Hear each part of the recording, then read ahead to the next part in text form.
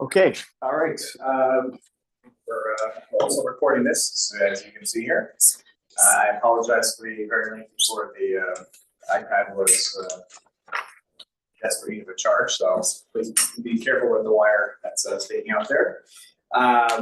It's a real pleasure once again. I feel like Chazak at this point, right? I feel like Bob was given a lecture during this tkufa of the 9 days or 3 weeks, the last 4 or 5 years. Yes. Longer. More. But it's interesting. I don't remember what the letter was the previous years. I just have a memory though. It was the year of 2020, I think. It was summer 2020. And there was a lecture on it was on Zoom at the time, and there was a terrible storm in that. Do you remember this? Yes. A terrible storm, and it knocked the power out for a lot of people, including Bob.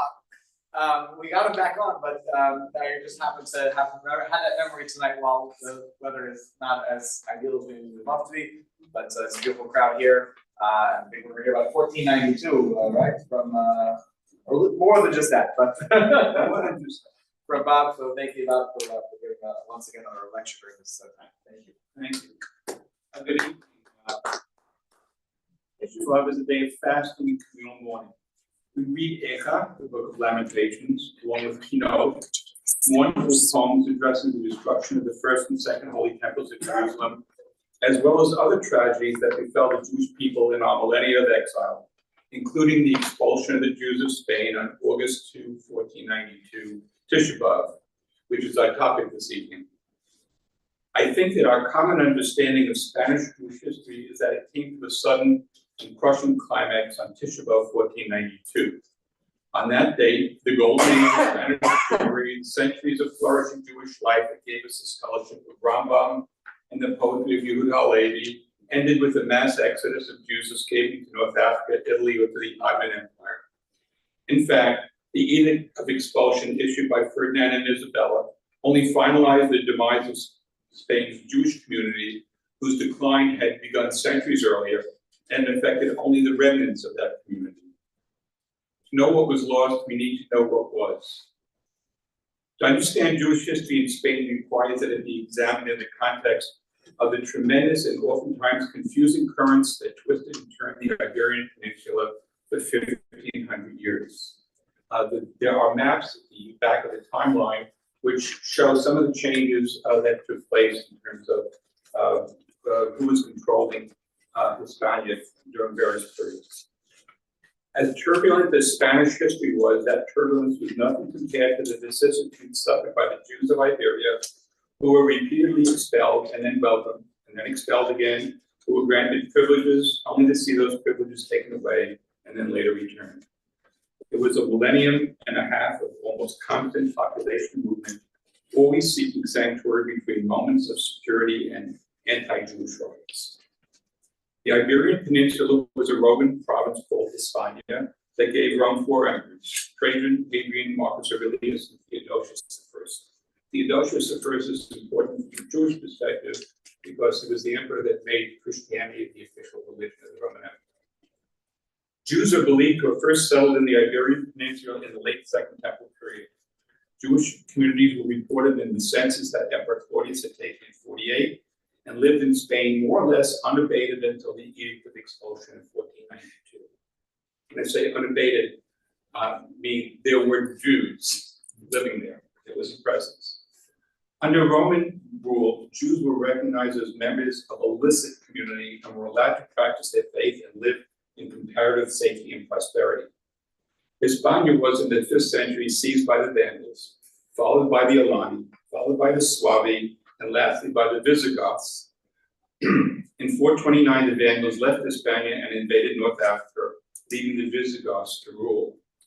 Both the Vandals and the Visigoths were originally Arians, that's with an I, not a Y, which was a schismatic Christian sect. The Arians were indifferent to the Jews as a religious group and allowed them to grow and prosper. However, after the Visigoth royal family of King Recared adopted Catholicism in 587 and later proclaimed it as the official religion in Hispania, they began to persecute the Jews and to enforce a variety of anti-Jewish statutes that had earlier been adopted by the Catholic Church at the Council of Elvira. as well as to enact new, even more onerous laws in a series of church councils held in the city of Toledo. The next 124 years saw various monarchs issuing decrees mandating baptism or expulsion. In 613, it was reported that as many as 90,000 Jews converted in response to such an edict, although this number seems widely exaggerated. On the issue of population estimates, as a general proposition, it is near impossible to rely on any ancient numbers. Demographers will try to add a degree of science to this based on arable land and fruit production, and then to extrapolate population.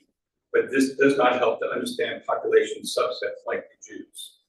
The only scientific numbers I have come across were tax records in the year preceding the expulsion and consistent reports on the number of casualties for various massacres, particularly those of 1391, as well as statistics from the Spanish Inquisition. They were very careful about their numbers. Returning to 7th century Spain, in the period 621 to 631, a more tolerant monarch, King Scintilla, allowed those who had been forced to convert to return to Judaism. However, a few years later, his successor, King Scintilla, issued an edict that only Catholics can remain in the kingdom. Again, many converted and others chose exile. The seesawing continued with sufficient Jews returning to Hispania with each cycle, combined with those who converted and then returned to Jewish observance, to cause the 653 Council of Toledo to forbid the practice of all Jewish rites. As a result of the waxing and waning in the enforcement of these edicts, the Jewish population remained sufficiently large as to cause King Wamba in 672 to issue expulsion orders. And in the reign of his successor, King Erwig, forced baptism was directed. Beyond the orders of expulsion or forced conversion, the Jews were subjected to economic hardships, including increased taxes and the forced sale of property that had never been acquired from Christians. The Jews of Hispania were understandably embittered by the maltreatment by the church and by Christian rulers. The Muslim invasion in 711 was viewed as a liberating force and was welcomed by the Jews.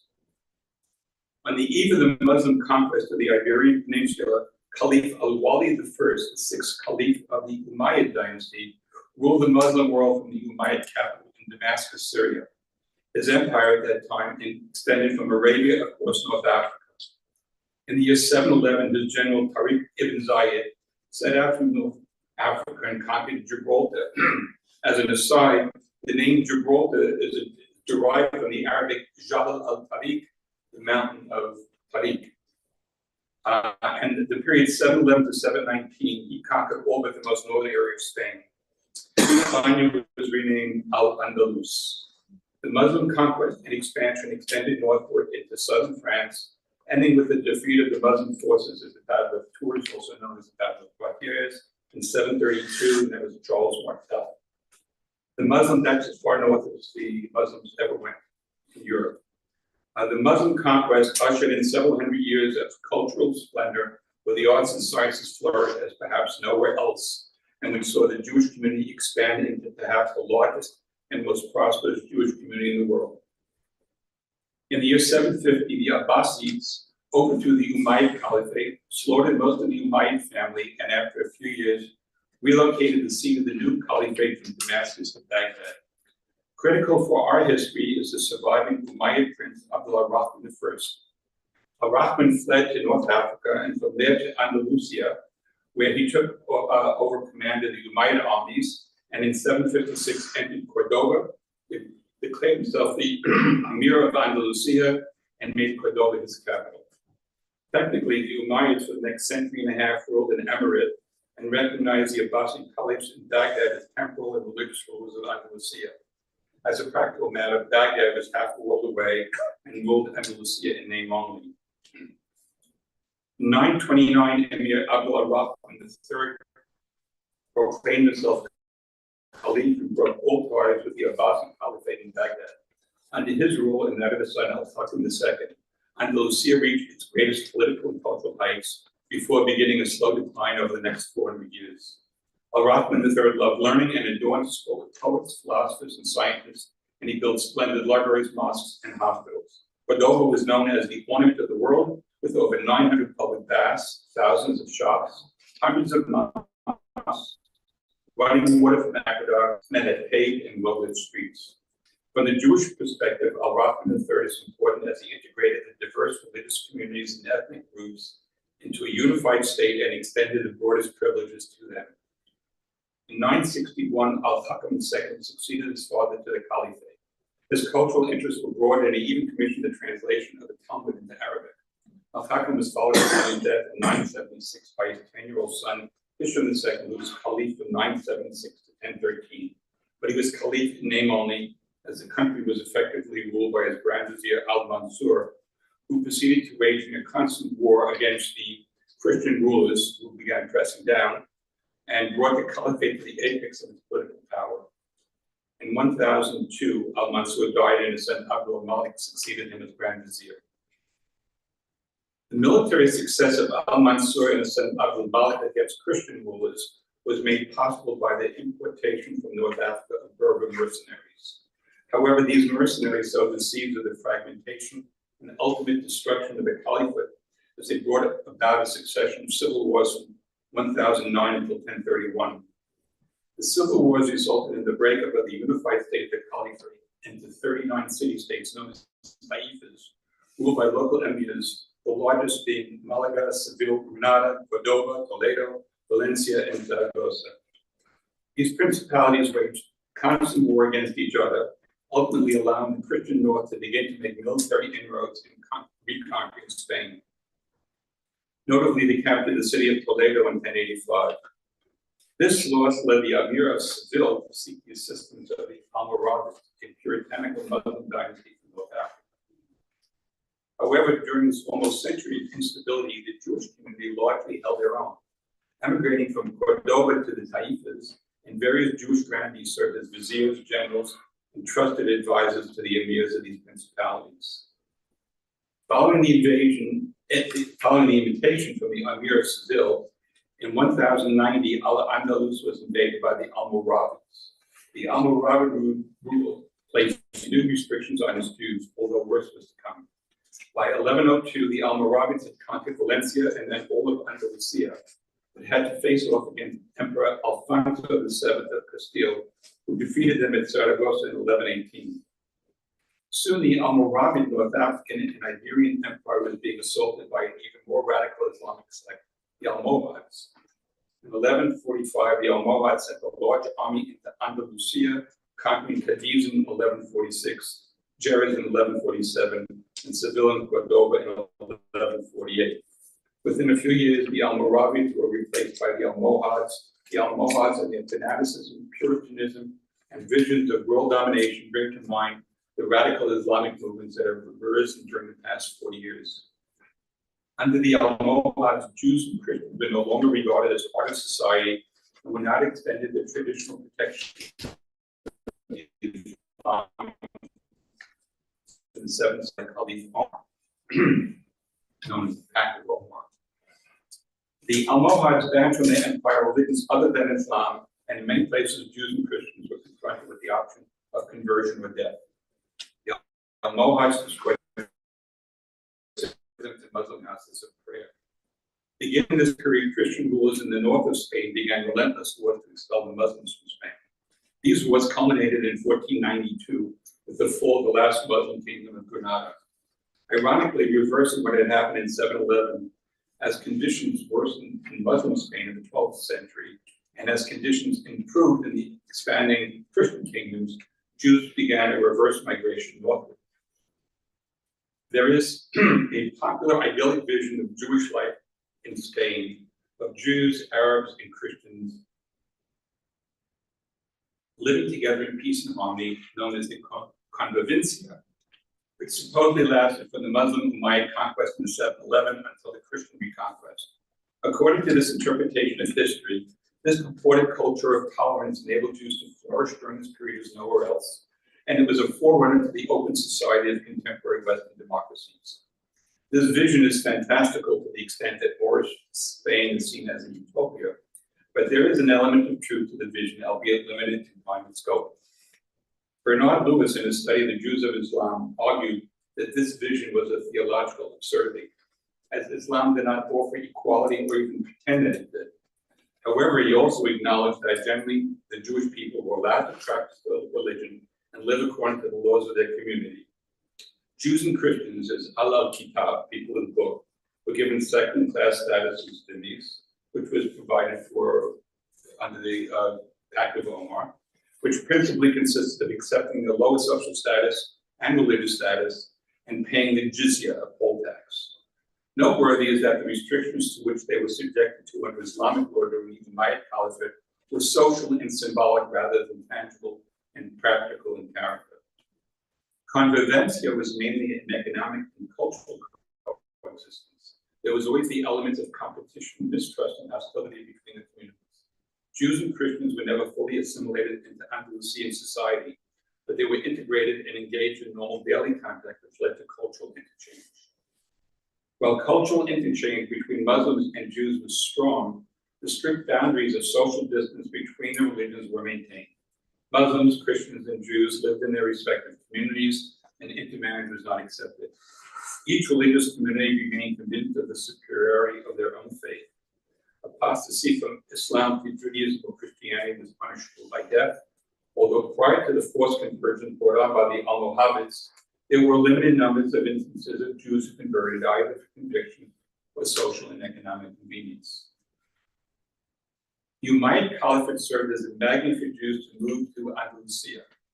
In spite of restrictions placed on Jews as dhimmis, Andalusia was seen as a land of relative tolerance and economic opportunity. There they became acculturated to Arabic intellectual currents, which in contrast to 19th and 20th century acculturation served to enhance their Judaism. The ideal type of Jewish intellectual that emerged was one who possessed not only traditional Torah scholarship, but one who was erudite in secular knowledge and who might serve as court physicians or diplomatic in service of the various Muslim governments that arose. In contrast to most of the Christian world, Jews were not consigned to the fringes of economic life.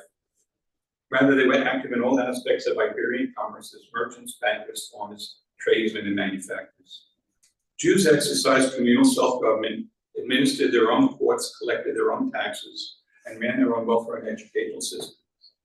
They acquiesced to Muslim political sovereignty and did not engage in intergroup hostilities. The principal Jewish centers in Andalusia were Córdoba, Toledo, Malaga, Cadiz, Granada, Almería, Zaragoza, Barcelona, and Narbonne, also Jerome. Educated Andalusian Jews were trilingual, speaking Arabic, Hispano-Romance, which was a precursor to Spanish, and Hebrew. Andalusian Jewish scholarship placed special importance on the study of Tanakh. Especially important was memorization. Young boys were encouraged to memorize the entirety of the Torah, Mishnah, and later the Talmud as part of their curriculum. A scholar was judged on his ability to memorize, and it was expected that a young scholar would have the entire Talmud memorized and at his fingertips. By the age of 18, gifted young scholars were ready to embark on the study of mathematics, astronomy, logic, and physics. After mastering these subjects, they would proceed to study metaphysics, ethics, politics, theology, and medicine. Significant for the intellectual independence of Andalusian Jewry was the establishment in the 10th century of a Talmudic academy in the city of Lucena, a Jewish majority city near Córdoba. The academy reached its heyday when it was headed by Rabbi Isaac al-Fasi, the Rif, known for his Sefer HaHalachot, a synopsis of the Talmud and early legal compendia. The Rif's leadership was followed by that of Rabbi Yosef ibn Bigash. The importance of al-Fasi's Sefer HaHalachot is that it arranged Jewish law logically by topic and then brought together sources spread out in various places in the Talmud, determined what the law was, and logically explained his reasoning behind his halakhic determinations. Al-Fasi's work laid the ground for Rambam's Mishnah Torah. The academy existed until the Almohad conquest of Lucena in 1148. The famous biblical commentator Abraham ibn Ezra lamented that after the fall of Lucena to the Almohads, Lucena effectively ceased to be a center of Jewish life. The brilliance of the Golden Age was accompanied by the redemption of Hebrew as a living language, and from the extraordinary luminaries of Jewish life in Andalusia who championed it. Qasdi ibn Shabbos lived from 915 to 970 and identified himself as Qasdi, the son of Isaac, the son of Ezra, from the sons of the Jerusalem exiles who now live in Sfarad. He was the court physician of Caliph Abdul al-Rahman III and later his son Caliph al-Hakam II, and served as their vizier. Ibn Shahrud exercised great power as a diplomat, negotiating with international missions to Cordoba. He held himself out as the leader of Spanish Jewry and corresponded as such with Jewish communities throughout Europe and the Mediterranean, including a famous correspondence with King Joseph of the Khazars, later memorialized by Yehuda Halevi in his fictional Sefer Kuzari. Notable among Ibn Shahrud's achievements was that he was a generous benefactor who orchestrated the Jewish cultural renaissance in Cordoba. His literary salon was a gathering place of Jewish poets, grammarians, Bible and Talmudic scholars, scientists, and philosophers. Noteworthy was that he was the patron of famous poets, most notably Menachem ben Saruch, who compiled the first Hebrew dictionary, and Dunash ben Labrat, who composed both secular and religious poetry in the form of piyutim.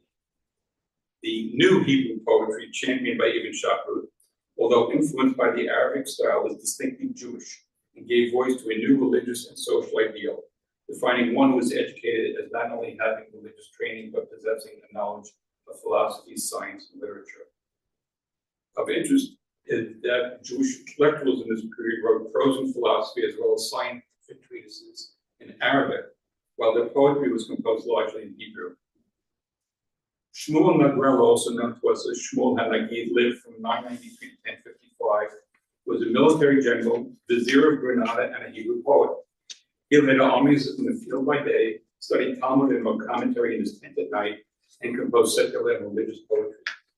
He established a rabbinic academy in Granada and authored Hilchat Gavrata, a compendium of Jewish law. Upon his death, his son Yosef was appointed vizier, perhaps best known for starting construction of a palace fortress, which later became known to the world as Alhambra. Alhambra is red in Arabic, redstone. The tremendous political power that Shmuel HaNagid possessed, which was passed on to his son Yosef, was seen by the ulama, the Muslim religious establishment, as sinful, arguing that dhimmi should not rule over Muslims. On December 30th, 1066, Yosef ibn Nagrela was crucified, and more than 4,000 Jews were killed in a massacre instituted not by the Berber rulers, but by Muslim fanatics. There were more Jews killed in Granada that day than in the more publicized Rhineland massacres, which took place in 1096 at the outset of the Crusades. The Jews of Andalusia were harshly awoken to the grave risk of Jews being in possession of authority over Muslims. Of note is that despite the massacre, the Jewish community of Granada was quickly reconstituted, and the Berber rulers remained well disposed toward them. Moses ibn Ezra lived from 1055 to 1135 and was perhaps the most famous Hebrew poet in Andalusia. He was a luminary of the rich Hebrew literary life of his time and inspiration as a poet, as well as a benefactor of the young Yehuda Halevi. He lived in Granada and had survived as a child the massacre of 1066. He and his brothers were the elite of Jewish society in Granada and all held government positions after the massacre. Moses ibn Ezra claimed that the Jews of Andalusia were direct descendants of the exiled nobility of Jerusalem and were the cream of the Jews in exile. It's funny to look some. In 1090, Granada fell to an Almoravid army, and Moses ibn Ezra and his brothers fled north to Spain. Yehuda Halevi lived from 1085 to 1142 and was one of the most talented of Spain's Hebrew poets and philosophers. His poetry, which was written during the period following the breakup of the Umayyad Caliphate, reflects the uncertainty and tenuous position of Jews in Spain, already showing signs of decline by the early 12th century. His major philosophical work, Sefer HaKuzari, written in Arabic, constructs an imaginary discussion with the Khazar king, echoing Ibn Shahrud's reported correspondence with King Joseph. This work presents a defense of Judaism against the intellectual assaults of Islam and Christianity. Halevi denounced the adoption by Spanish Jewry of many local cultural values, particularly efforts to rationalize Judaism, which he insisted was experiential or spiritual, and he believed that the only location where Jews could live out their religious ideals and obligations was in Eretz Israel. A belief echoed in his poetry, which yearns for Zion, and in his many piyutim, and in his ultimate aliyah, or attempt to make aliyah to Israel at the end of his life. Fittingly for our discussion today is the keynote Zion Halot Tishalei, which we traditionally read on Tisha B'Av, This feud expresses Halevi's passion for Eretz Israel. Perhaps Halevi's most celebrated poem is Libi B'Mizrach, My Heart is in the East. Although recognized in his day as one of the great Jewish poets in Spain, his theology of Judaism put him in conflict with the governing philosophical currents of his day and with the positive image of life in Spain celebrated by Spanish Jewry at that time. Ultimately, Halevi left Spain on his way to Eretz Israel. Whether he made it and died in Israel or in Cairo is the subject of myth and historic speculation. The last of the luminaries we will discuss tonight is Moshe ben Maimon. Maimonides lived from 1135 to 1204 and was a dominant figure in the Jewish world in his lifetime, revered for his religious scholarship and writings. His life and impact on our lives merits a course and a lecture, but we can only touch upon his story from the perspective of how it reflects the historical current in Spain that led him to flee from it as a young man of 22. Small first note, Rambam was never known in his lifetime as Maimonides, nor was he known as Rambam. He referred to himself as Moshe ben Maimon HaSfaradi, while Jews referred to him as Hamoveh. Gentiles later referred to him as Maimonides. The added addition of IDES to his patronym was Greek. Jews later called him by the acronym Rambam for Rabbeinu Moshe ben Maimon. Rambam was born in Cordova around 1135, and his genius was recognized even as a young man.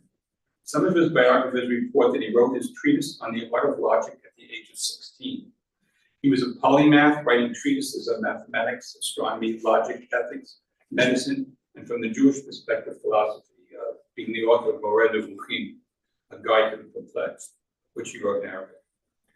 He wrote biblical commentaries as well as commentaries on the Mishnah, Talmud, and Jewish law, including his opus Mishneh Torah and numerous responsa.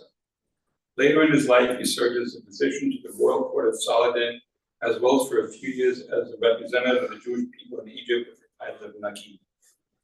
Rambam considered Andalusia rabbis as his ultimate authority on all legal matters, above all Rabbi Isaac Alfasi, and that the authority of Sephardic rabbis superseded that of the Gaonim in Baghdad, a battle that would last his lifetime and followed him to Egypt. From the time of the Muslim invasion of Iberia in the 8th century until the rise of the Almohad dynasty, the Jews had tied their destiny to the privileges afforded them by the succeeding Muslim states. However, as Jews were oppressed by the more radical Muslim rulers and forced to convert to Islam, some fled Spain altogether, such as Maimonides, while others fled north to Christian Spain, where they found at least more tolerance. In the period roughly from Ibn Hasti through Rambam, the so-called Golden Age of Spain, Jewry left its impact on Jewish imagination.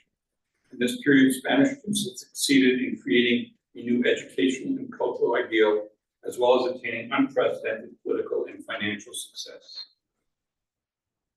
The process whereby Christian forces captured Muslim cities and territory is known as the Reconquista. The Christians were never reconciled to Muslim rule in Andalusia, and as the Muslim principalities made war on each other, the Christians took advantage to further their reconquest. In 1063, Emperor Alfonso VI of Castile defeated the Muslims at Seville, and in 1085 he occupied Toledo. One of the results of the Reconquista was to once again bring the Christians into contact with Jews.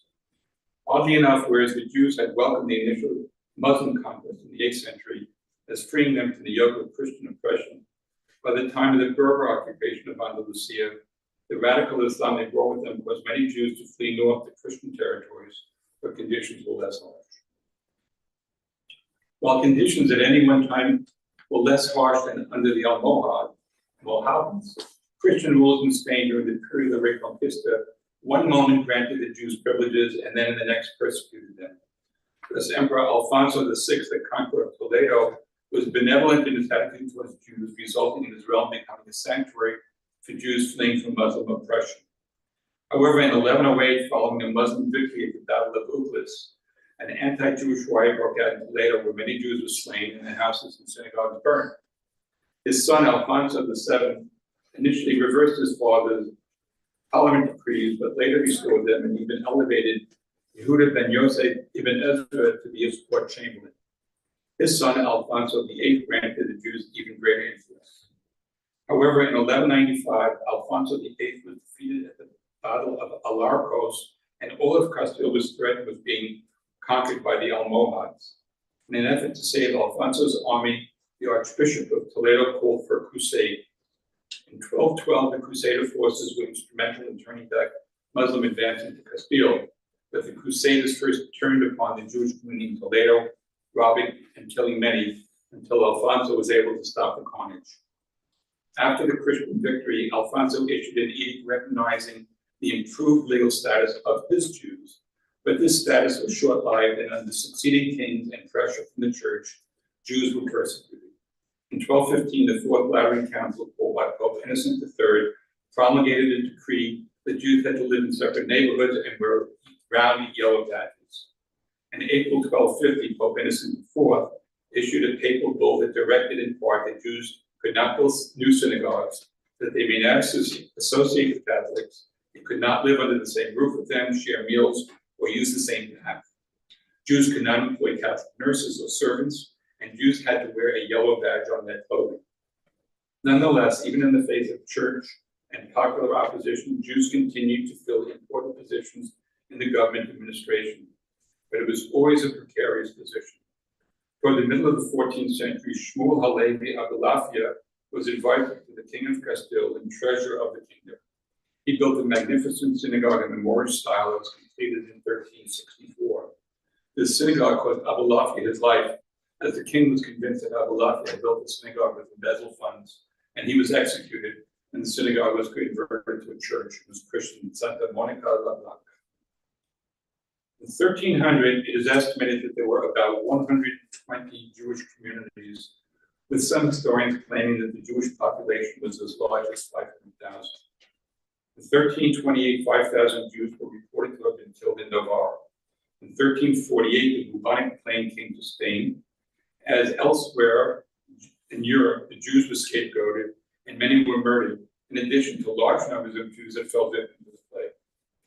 On May 7, 1355, in the course of a civil war, a mob invaded the Jewish quarter of Toledo and killed about 1,200 Jews. In 1360, civil war again broke out in Castile, and in 1366, widespread massacres wiped out entire Jewish communities, including Valladolid, Villadiego, Aguila, Najera, and Miranda de Ebro. In Toledo, 8,000 Jews were killed. A combination of successive civil wars, plague, and massacres had reduced much of the Jewish community of Castile to poverty. In size and number, these communities shrank dramatically throughout the 14th century. Aggravating this trend was the growing anti-Semitic preachings of popular clergymen, such as Ferran Martinez in Seville and Vincent Ferrer in the Kingdom of Aragon. By the last decade of the century, there were an estimated 300,000 Jews in the kingdoms of Castile and Aragon, down from the estimated 500,000 in 1300. 1391 was a watershed year in the demise of the Jewish community of Spain. On June 6, 1391, urban mobs in Seville rioted and killed 4,000 Jews and destroyed the Jewish quarter. The survivors submitted to baptism as the only means of escaping death. In Cordova, the entire Jewish quarter was burned down and over 2,000 men, women, and children were butchered in the streets. The riots spread to most Jewish communities in Castile. The fury spread quickly outside of Castile. On July 9, 250 Jews were murdered in Valencia. On August 2nd, 300 Jews were killed in Mallorca, and the remaining 800 members of the community converted. On August 5th and 8th, 400 Jews were murdered in Barcelona. The speed, breadth, and hostility with which the attack spread underlined the hatred of the masses for the Jews in Spain. In Burgos, virtually the entire large Jewish community stampeded to the baptismal fonts to convert and escape the fury of the mobs. It is estimated that 120,000 Spain's surviving Jews converted in 1391 and in the following 20 years, as a result of the sporadic rise in massacres that swept Spain. 20th century French historian Joseph Perez estimated Spain's Jewish population in 1391 at 300,000, with 200,000 murdered or converting, and 100,000 remaining as practicing Jews. Following the massacres of 1391, a succession of anti-Jewish laws was passed with the intention of reducing the Jewish community to poverty, humiliating them, and forcing them to convert.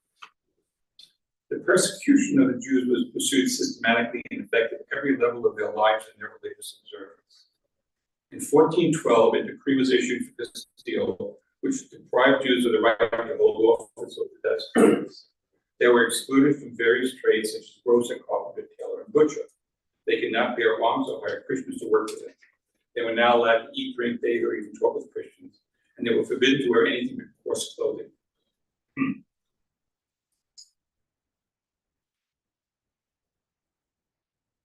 The Jewish community was an economic freefall, and in 1480, it represented only 0.33% of the tax revenue of Castilian royal treasury. Following the 1391 massacres, many of the remnants of the Jewish community moved from urban areas to towns and villages in the countryside where they were subjected to less oppression. Surprisingly, some smaller cities such as Avila and Zamora somehow were untouched by the fury of 1391, and the Jewish population there remained and flourished. In Avila, the Jews represented almost one half of the city's population of 7,000. In Zamora, on the eve of expulsion, the 300 Jewish families there represented 20% of the population. In Barcelona, the Jewish neighborhood ceased to exist after 1424, and the Jewish communities of Valencia and Malaga similarly ceased to exist. Tax records from Madrid revealed in 1481 only 200 Jews remained. In the Crown of Aragon in 1492, there were only 9,000 Jews, 1/4 of the population for the century before. In Toledo, at the time of the expulsion edict in 1492, there were only 40 Jewish households. And in Girona, which had been a large Jewish population center, there remained only 24 Jewish taxpayers. By the time Isabella succeeded to the throne, the Jews of Castile totaled less than 70,000, scattered through some 200 communities. The century between the 1391 riots and the edict of expulsion was a confusing time for Jews. In many areas, they were actively persecuted, but in others less so. Repressive legislation, although decreed, was regularly unenforced. While King Ferdinand issued orders that Jews must wear distinguishing red patches on their clothing, the crown actively favored Jews. Noteworthy in this regard were the Jewish financiers Abraham Senior and Isaac of Barbanel. The position of the Jewish community in the century after 1391 was ironically made worse by the existence of the conversos. Ironic in the sense, first there are riots and oppressive legislation to compel large parts of the Jewish community to convert. And having converted, the conversos were discriminated against as new Christians, leading to the establishment of the Inquisition and oppression. Ferdinand and Isabella were firmly convinced that it was necessary to completely separate conversos from Jews to prevent conversos backsliding into Jewish observance. The solution was the Inquisition on the one hand, inflation at the fourth level that restricted Jews to living in alhamas, the Spanish equivalent to ghettos, and ultimately to the Edict of Expulsion. In deciding to issue an Edict of Expulsion, Ferdinand and Isabella thought it would be more likely resulting in mass conversions rather than mass emigration. They weren't quite correct that probably one half of the remaining 80,000 Jews in Castile and Aragon did convert. Notable in that respect was the conversion of the chief rabbi of Cordova in mid-1492, and in June 1492, the conversion of Abraham Senior, who was chief judge of the Jewish community of Castile and principal treasurer of the crown. There, the king and queen served as sponsors at his baptism. The expulsion was understandably a traumatic experience for the Jewish people and has led to vast exaggeration as to the number of Jews affected by the edict, even by contemporaries who were directly affected. Thus, Isaac of Barbanel wrote that 300,000 Jews left Spain. A Jesuit historian, Juan de Mariana, writing 100 years later, claimed that there were 170,000 families with as many as 800,000 people. Both of these numbers are phantasmagorical. Tax records for the period provide a fairly reliable basis for estimating Jewish population. Thus, in Castile, there were about 70,000 Jews, in Aragon, 9,000, in Valencia, about 1,000, and in Navarre, an estimated 250 families. In total, modern historians confidently note that the Jews of Spain on the eve of expulsion numbered about 80,000, which is far less than what was traditionally thought. The wealthy Jews with various connections to the crown were able to leave with much of their wealth. The poor, for the most part, had no choice but to submit to conversion. The middle classes were unable to sell their possessions for gold or silver, for the export of these metals was forbidden. So they were forced to sell their homes, lands, businesses for whatever they can get, most often for a pittance. A situation we were familiar with German Jews before World War II. Those who left by sea found ships that were overcrowded and fully staffed. Once they had put out to sea, storms drove some of them back, forcing hundreds to reconcile themselves to Spain and baptism. Those who made it to North Africa were often pillaged and murdered. Between those who converted and those who were forced to return, the total of those who left Spain forever was relatively small, possibly no more than 40,000. The exiles from the Kingdom of Aragon up north mainly went to Italy. The exiles from Castile mainly went to Navarre and Portugal, from where they were expelled or forced to convert in 1497, while the exiles from Granada in the south mostly went to neighboring North Africa. Despite persistent tradition to the contrary, there is no evidence of Jews emigrating directly to the Ottoman Empire until probably a generation later, and then principally from those who had originally emigrated to Italy. The Jewish problem, which the Edict of Expulsion was intended to solve, continued nonetheless in the unrelenting persecution of the converso population both before and for decades after the expulsion. Who were the conversos? There were three categories of conversos: those who converted out of conviction, conversions of convenience, and compelled conversions. The conversion of notables and public disputations swayed many Jews to convert. The use of disputations or theological debates as to which religion was the true faith was favored by the church in the hope that it would lead to voluntary conversions. The first notable disputation took place in Barcelona in 1263 and was convened by King James in Aragon. There, the Jewish side was represented by the famous Jewish scholar Nachman of Rambam. In finding that the Christian argument prevailed, King James is reported to have said they had never heard anyone so wrong defend his case so well. As an aside, Rambam soon fled Spain for Eretz Israel, where he died in 1270. In 1413, Pope Benedict XIII ordered that there be a debate between Christian and Jewish scholars known as the Disputation of Tortosa. The debate brought about an estimated 3,000 conversions, including entire villages in Aragon. The second category of converts most often involved elite Jewish families who sought political and economic advancement. These conversos initially successfully integrated into Christian society, intermarried, and achieved great success in government and church leadership. As we will note later, this very success later led to other problems. The third category, forced converts, represented the great bulk of the conversos. These were for the most part middle and lower class artisans and tradesmen.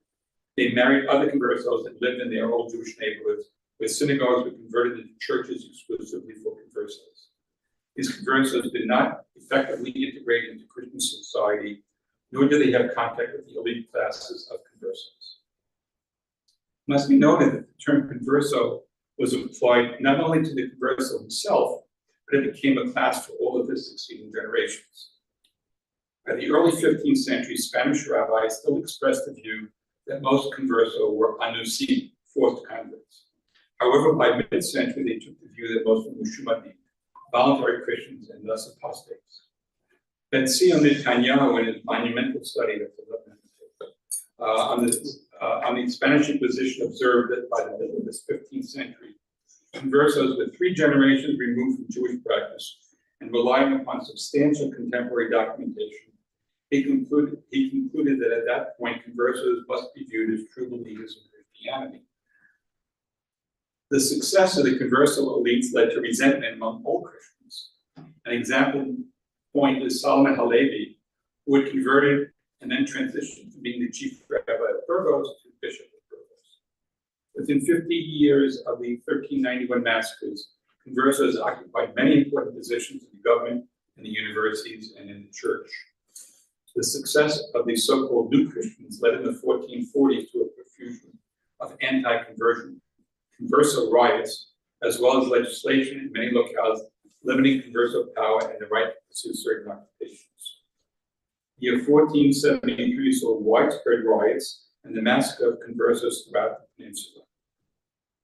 20th century Nazi racial Jews involving pure blood were not new, rather they were introduced in 15th century Spain as a limpieza de sangre, the purity of blood. The official discrimination against new Christians was first introduced in the 1483 papal bull, which ordered that inquisitors could only be old Christians. Beginning in 1483 and continuing in the following decades, a succession of Spanish institutions adopted rules excluding all descendants of Jews who had converted, including military orders, religious orders, including the Dominicans, Franciscans, and Jeromanites, and various universities, including, ironically, the University of Seville, which had been founded by a converso. In 1605, Miguel Cervantes, as Sancho Panza, proudly proclaiming in Don Quixote, "Though poor, I am an old Christian." Not many contemporary readers appreciate the historical context or social nuance of that claim. Venancio Netanyahu was convinced that the primary motivation for the Spanish Inquisition was racial, based on the purity of blood doctrine. Other historians are more ambivalent, recognizing racism as a factor, but downplaying the overarching role that Netanyahu attributes to it.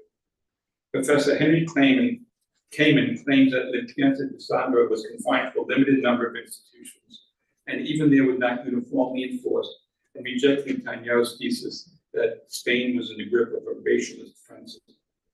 Kamen questions why so few public institutions adopted racial statutes. It should be noted that by the late 16th century, the Pienza rules, for all intents and purposes, were a dead letter. Conversos went to university and occupied posts in every major institution. Lastly, we'll address the Spanish Inquisition. The Spanish Inquisition is a complex topic, and we will only touch upon its origins leading up to the Edict of Expulsion and its activities in the first decades after the expulsion. By the middle of the 16th century, 50 or more years after the Edict of Expulsion, and 150 years after the mass conversion of 1391, the converso community was far removed from the memory of anything remotely Jewish. And by 1530, only 3% of the cases tried by the Inquisition concerned Judaizing. Judaizing was the heresy which the Inquisition was there to oppress conversos. By and large, the conversos were integrated, and most conversos felt no affinity with their now distant origins. Spanish conversos did not practice circumcision. There were no synagogues or meeting places for prayer. The Sabbath and holidays were not observed, and forbidden food to eat. At that point, the Inquisition turned its principal attention to persecuting Spaniards who were suspected of espousing the heresies of Martin Luther. Protestantism was a major focal point of the Spanish Inquisition. First, it is important to clear up a common misconception that many of us have of the Inquisition persecuting Jews and burning them at the stake. The Spanish Inquisition had no jurisdiction over Jews. Its jurisdiction was limited to Christians, and its purpose was to stamp out heresy amongst believers. That being said, the majority of the first violent Inquisition in the first decades after its establishment were conversos, Jews who had been baptized into the church. 193 people tried in Catalonia between 1488 and 1505, all but 8 were conversos. As with 99.3% of those tried in Barcelona, and 91.6% in Valencia. The Inquisition quickly became a useful weapon for settling old scores or for seeking leniency for those already caught up in the web of accusations and torture. The majority of those convicted of heresy were found guilty based on fabricated evidence, rumors, and denunciations based on secret testimony or testimony extracted from others under torture.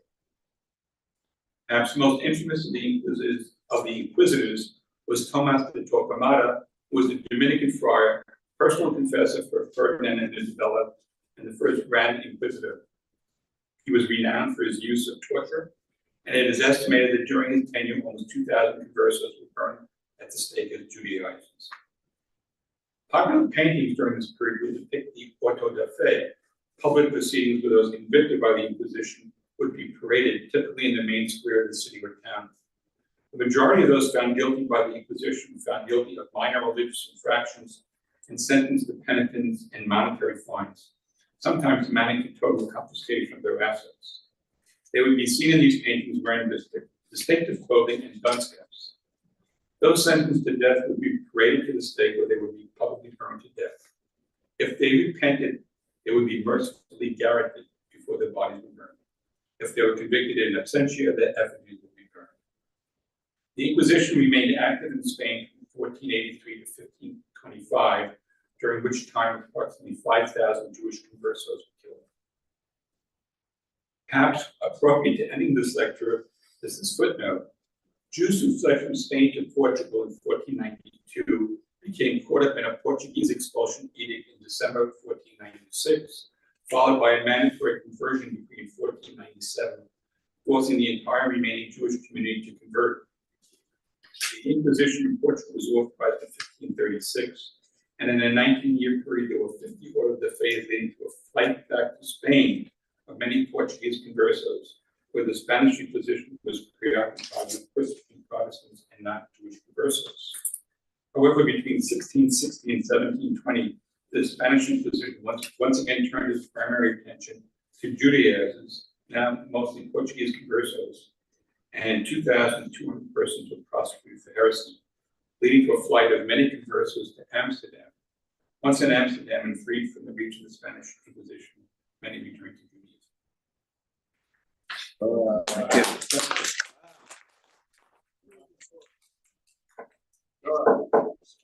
Very interesting. Yeah. And Torquemada was descended from Jews. No, At least Torquemada was not descended from No?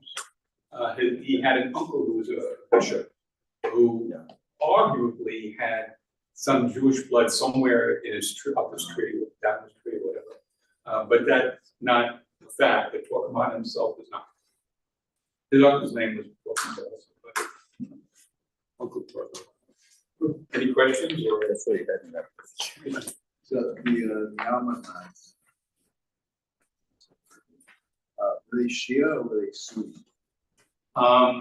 They were, it's a good question because the Shia established domination in North Africa. Egypt, the Fatimid dynasty in Egypt was Shia, and of course North Africa got pretty sure that they were Sunni, but I'm not. Were they Sunni in Spain? Yes, the Muslim population that had been in Spain and then still remain in Granada. When Granada fell in the beginning in January of 1492, they reached an agreement with the emir there that Ferdinand and Isabella agreed that the Muslims that continue to remain there and to the mosque would remain inviolate and they continue to practice Islam. But of course, they fighting. And ultimately, those Muslims fled later on in 1492 to North Africa. But the Muslim population in Spain is primarily Sunni.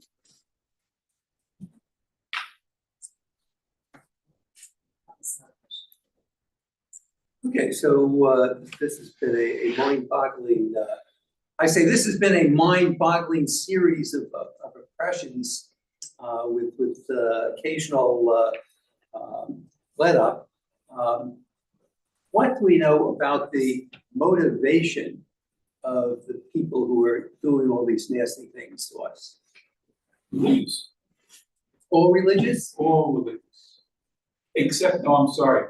The conversos, who were persecuted in the late 15th and were involved with the Olympiads at December, were persecuted because of they all of a sudden you had this group of former Jews who now were Christians who held all these important positions in the government and the church and in the universities. So that was there was a political and social motivation, but for the most part, this was all religious persecution.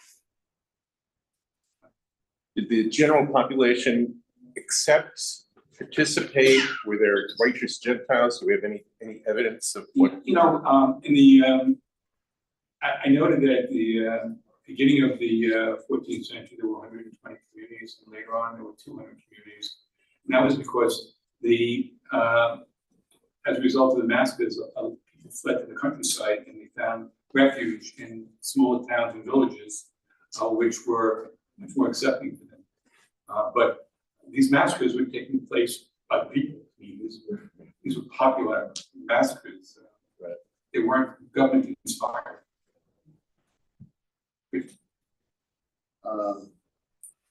You ever did this bump that, when Jews converted, they added the, suffix EZ onto their names?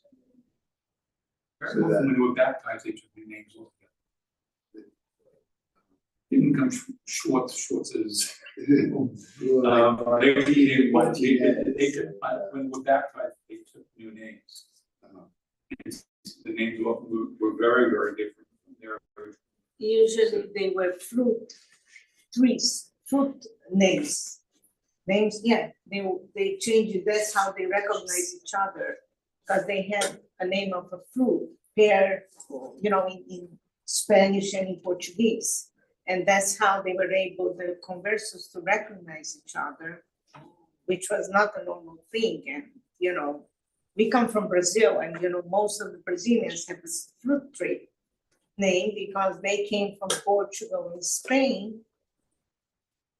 The point, there are, we now are in Portugal. And we were there in Shabbos. We went to the shul in Lisbon. And, Friday night, the gabbai comes over to me and he says, I'm sorry, we don't have a menu. I said, 25 minutes. He said, no, there are only 8 Jews. There are a lot of Portuguese who think that they maybe they did it, was it 23andMe test, whatever, and the DNA checked out. They see that they had some Jewish antecedents, but they don't want to convert. But they, they come to the synagogue and they try to get themselves involved in other rites as well. And in Portugal, in Spain, you don't see it so much, but in Portugal, you see that a lot.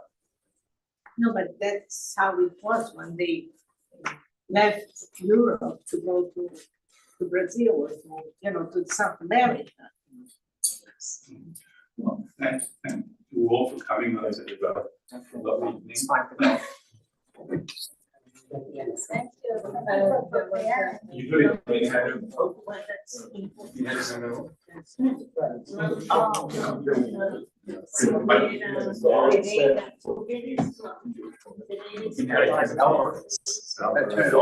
Oh, you did?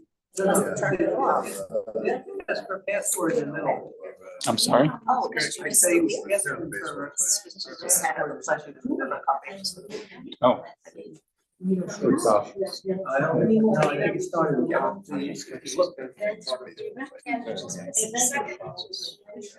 I'm not sure how to. They want Yeah. So they're all Jews. They're all Jews. Thank you. How about one felt